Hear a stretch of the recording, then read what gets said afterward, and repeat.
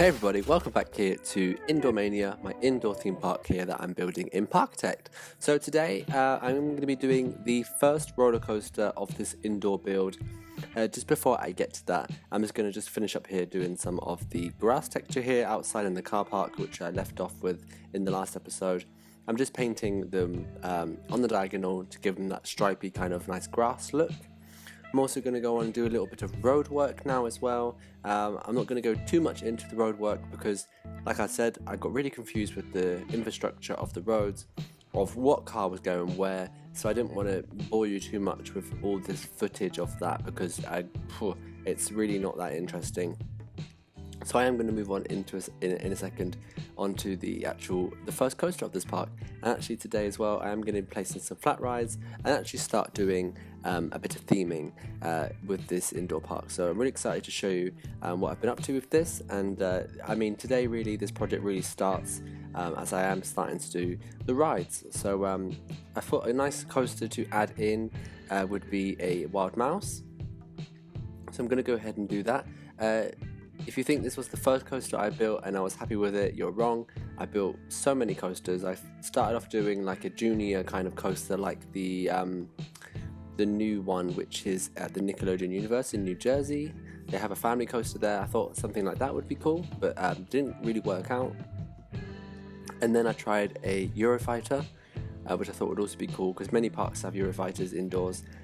There's the SpongeBob SquarePants Rock Bottom Plunge, which is an indoor one, also the one in IMG World in Dubai, which is also like an indoor, I can't remember what that one's called now, but that's also an indoor Eurofighter standard layout. So I thought that'd be quite cool to add into the indoor bit, but it wasn't working out. The space really wasn't actually that big. I should have made this whole kind of dome area slightly bigger, but there I've got a nice little compact layout with the wild mouse there, which I'll go ahead and do supports and theming for in another episode. But right now I'm just gonna place down some flat rides. So I've got a Ferris wheel and teacups, and also the what's it called, like a hangover, a dueling swinging ship, inverting swinging ship, you know what I mean. So I've got one of those in there as well, which I think looks really cool. Adding in some shops, and I'm gonna actually now just kind of go around and add all the pathing in, where all the queue lines will go, etc. I don't want to come into a point later on when I'm theming where I think, oh no, I've not put a queue line in for a ride, and then I have to try and squeeze it in. So I wanted to do all that first. That way I think it'll make things a little bit easier later on with theming. So once all the pathing is down, I'm going to go ahead and do the theming now. So I'm actually just starting off with covering up these food stalls here, using like a similar design as I did with like the kind of entrance kiosk. So that's really cool there. Got a little frog hopper there as well, which is actually a mod, which is really good for the kids. I thought it'd be quite nice to add in as well, just so the kids have something to do. And I've just kind of disguised that in there with one of the supports for the ceiling. As you know, there was some supports in the ceiling with the glass pieces. I've actually got rid of that for now, just so I can build. I've actually saved that as a blueprint, so later on I can just plop it back in on top and have those roof supports back in there. But for now, I just got rid of them so I can build and see clearly what I'm doing, and so you can also see clearly what I'm doing as well. So this is the jungle Ferris wheel, which I want to kind of cover up with all these big vines and do all this kind of shrubbery around it as well, make it really kind of like an overgrown kind of looking Ferris wheel. I didn't mention it in this video yet, but I did say before that I want to kind of have this as like an adventure jungle kind of area. So this whole dome will be kind of themed to that kind of style, and also using lots of the new pieces that are available in the DLC. So behind the Ferris wheel, I wanted to add a facade. I thought it'd be really nice to have like a really cool background there, so you're not just looking at the inside of the dome of the circle walls. So I'm adding in like these random pieces. I'm just kind of seeing what looks best. I didn't plan this at all, it just kind of happened. I just started building and I just kind of went with it. And yeah, I'm just kind of placing down pieces, seeing what looks best, playing around with colour, and just trying to squeeze it in there to that kind of curved shape. And I also thought it looked really cool to have like some sort of a background behind the wheel. So this is kind of like the jungle wheel area. There's going to be like a shop here as well in the facade, and just like kind of like a nice area for guests to be. And the queue line actually goes up alongside the facade there for the Ferris wheel. So I'm just going to go ahead now for the rest of the footage and actually just kind of dress this up, show you what I kind of came up with. I really used some basic pieces from the vanilla actually, DLC pieces as well of course.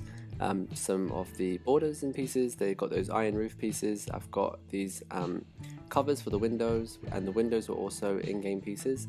The archways and the gates that I put inside the archways, and then I've used these little lanterns as well, which are also vanilla, which I put on the wall in a second. Which kind of tie it all together and make it look a bit more atmospheric. And then I've actually gone in with the Max Freaks foliage mod set and taken some shrubbery from that to add on, just to give it a bit of colour and a bit more kind of that overgrown look. So I'm just going to go in and do that now. But yeah, I kind of like this. I like the idea of this, and it's something I'm going to continue with actually within the dome in some other areas of this area. And when I move on to the space area, I would maybe try something out as well that's kind of on like similar lines of having like a facade against the wall. So I think I'm going to stick with that kind of thing for the rest of the build. But yeah, that's coming together. I'm really liking how that's starting to look. Totally fluke, totally didn't plan that. So it's sometimes nice just to build and let your mind and your hands just, you know, go along with it and see what happens. And if you don't like it, you can always delete it, of course, and do something else. Now I'm using the Max Freaks pieces, like I said, and just popping in some foliage, getting a bit on the roofs as well. Really making this area kind of look a bit more overgrown and really cool to look at. So I'm really happy with that. And I'm just going to tidy up some of the pathwork here as well, just around the Ferris wheel, and really start tying up that kind of entrance area to this kind of side of this part of the park.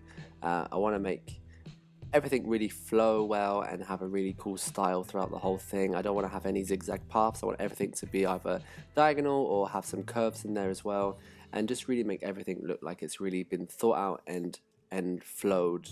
You know what I mean? I want everything to flow well so the guests can really just navigate their way around easily.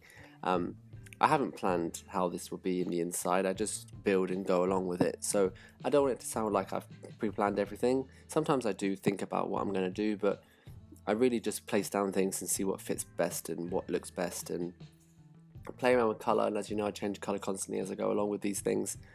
But so far, I'm happy with it. I like it. I hope you like it too.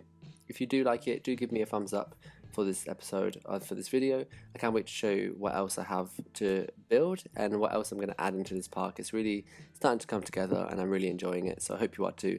And don't forget to hit that subscribe button while you're at it. I really do appreciate it. I do know that 60% of you that watch my videos are not subscribed, so go ahead and click that subscribe button because it really does mean a lot. The more of you that watch my content, the better, because I really want to share with you what can be done with this great game. So thanks for watching. I'm just going to put some tables down now and some umbrellas and leave it at that for this week. But I'll see you all next time for another episode. Bye.